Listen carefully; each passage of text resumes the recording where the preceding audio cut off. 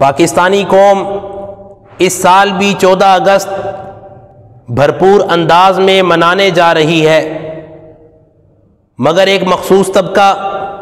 پاکستان بننے کے تقریباً 74 سال بعد بھی یہ سوال اٹھا رہا ہے کہ بانی پاکستان قائد اعظم محمد علی جناح رحمۃ اللہ علیہ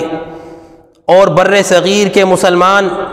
سیکولر پاکستان بنانا چاہتے تھے یا اسلامی مملکت بنانا چاہتے تھے۔ اس سلسلے میں قائد اعظم محمد علی جناح رحمۃ اللہ علیہ کے چند فرمودات میں آپ کے سامنے پیش کرتا ہوں، جس سے آپ خود اندازہ لگا لیں گے کہ بانی پاکستان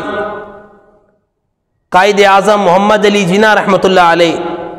اور تحریک آزادی میں شامل مسلمان کیسا پاکستان بنانا چاہتے تھے۔ چنانچہ 8 مارچ 1944 کو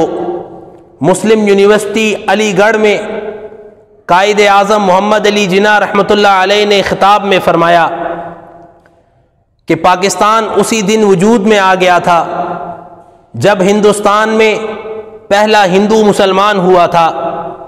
یاد رکھیے، یہ وہ زمانہ تھا کہ جب یہاں پاکستان میں مسلمانوں کی حکومت قائم نہیں ہوئی تھی۔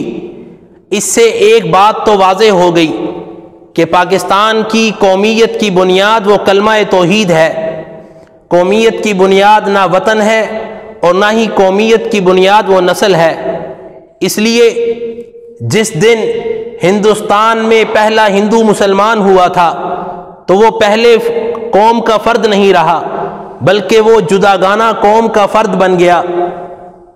ہندو کے مسلمان ہونے سے ایک نئی قوم وجود میں آ گئی، اور پھر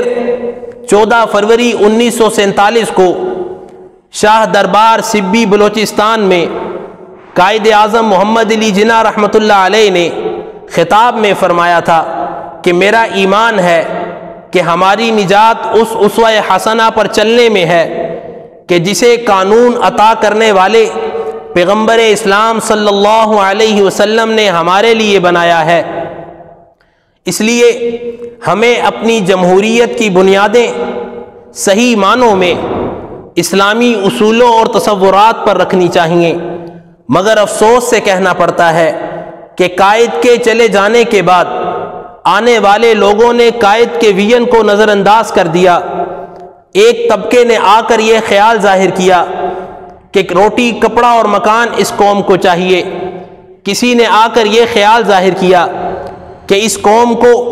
سستی روٹی، پکی سڑکیں، مہنگی گاڑیاں، اچھی بسیں اور اونچی عمارتیں چاہیے۔ کسی نے آ کر یہ خیال ظاہر کیا کہ اس قوم کو بڑے بڑے ہسپتال، ترقیاتی کام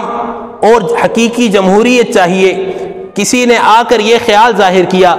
کہ اس قوم کو سپورٹس، انٹرٹینمنٹ، ناچ گانا اور فلم انڈسٹری چاہیے، جس سے اس قوم کا مستقبل وہ روشن ہو سکتا ہے۔ افسوس، کیا یہ چیزیں ہمیں ہندوستان میں نہیں مل سکتی تھیں؟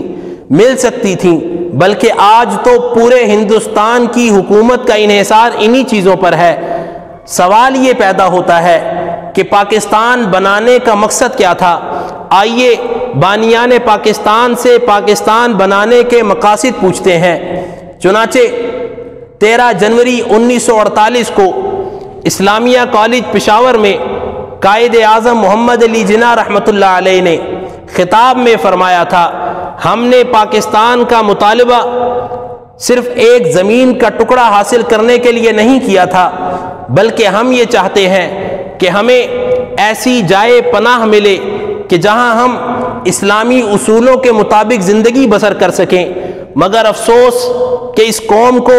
اسلامی اصولوں کے مطابق زندگی بسر کرنے دینا تو دور کی بات، بلکہ اس قوم کو قومیتوں میں بانٹ دیا گیا۔ وقت ہجرت گمان یہ تھا کہ وہاں مسلمان ہی مسلمان ہوں گے۔ وقت ہجرت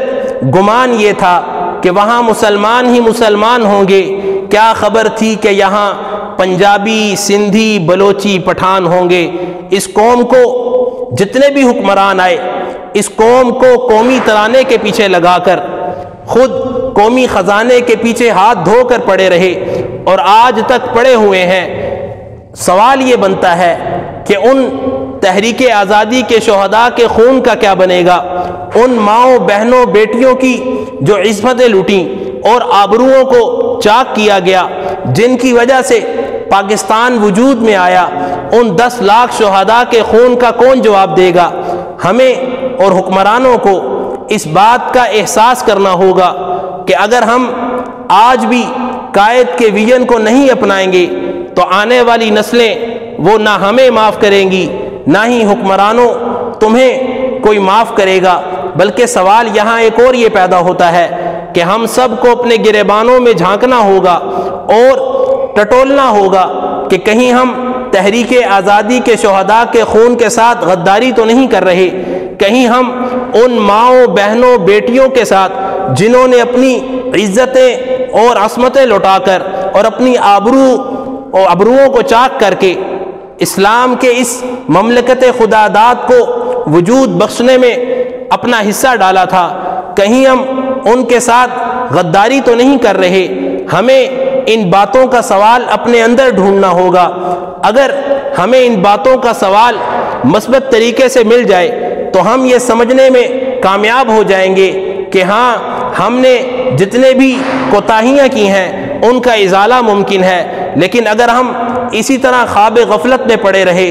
اور احساس ذمہ داری کا مظاہرہ نہیں کیا تو یہ ملک جتنی قربانیوں سے ملا ہے، ہم نے اگر ان قربانیوں کی لاج نہ رکھی تو یاد رکھیے یہ اللہ کی نعمت ہے۔ جب اللہ کی نعمت کی قدر نہ کی جائے تو اللہ نہ کرے، خدا نہ خواستہ جس ڈگر پر ہم چل رہے ہیں اور جیسے حکمرانوں کو ہم اپنے اوپر مسلط کرتے ہیں، کہیں ایسا نہ ہو کہ حکمران تو خزانوں کو لوٹ کر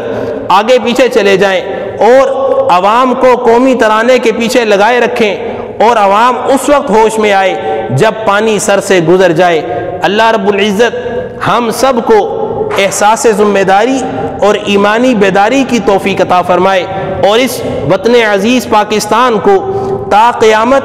بقا، سلامتی اور استحکام عطا فرمائے اور اس وطن عزیز پاکستان کو اندرونی بیرونی سازشوں سے، خطرات سے، تخریب کاریوں سے اپنی پناہ اور حفاظت عطا فرمائے اور رہنے والوں کو دین متین کا شیدائی بنائے۔ اس وطن عزیز کو تا قیامت پیارے پیغمبر علیہ الصلوۃ والسلام کی شریعت مطہرہ کے نظام کے نفاذ کا سبب بنائے اور اس وطن عزیز کو تا قیامت بقا، سلامتی کے ساتھ قائم اور دائم رکھے۔ اس لیے کہ ملک رہے گا تو ہم رہیں گے، ملک کے ساتھ ہماری پہچان ہے، لیکن اس کے ساتھ ساتھ ہمیں جہاں اپنی ملک کی سرحدوں کی حفاظت کرنی ہے وہیں نظریاتی، جغرافیائی تمام سرحدوں کو مد نظر رکھتے ہوئے اپنے مملکت اسلامیہ کے قوانین، چاہے وہ پیارے پیغمبر کی ختم نبوت کے قوانین ہوں اور چاہے وہ اسلامی مملکت اور اسلامی ریاست کی بقا کے قوانین ہوں، ان سب کو ہم نے چوکنا اور ہوشیار رہتے ہوئے قائم بھی رکھنا ہے اور ان کے بچانے میں ہم سب نے اپنا کردار بھی ادا کرنا ہے۔ اللہ رب العزت ہم سب کو وطن عزیز کے ساتھ وفاداری کا اور وطن عزیز کے ساتھ اس چیز کا عہد کرنے کی توفیق عطا فرمائے کہ ہم خون کے آخری قطرے تک اس وطن عزیز کی بقا اور سلامتی میں کردار ادا کریں گے۔ اور اللہ رب العزت سے دعا گو ہیں کہ اللہ رب العزت ہم سب کو تا زندگی پیارے پیغمبر علیہ الصلوۃ والسلام کی کامل اتباع نصیب فرمائے اور ہم سب کو اسلام پر زندگی عطا فرمائے اور ایمان پر ہمارا خاتمہ فرمائے۔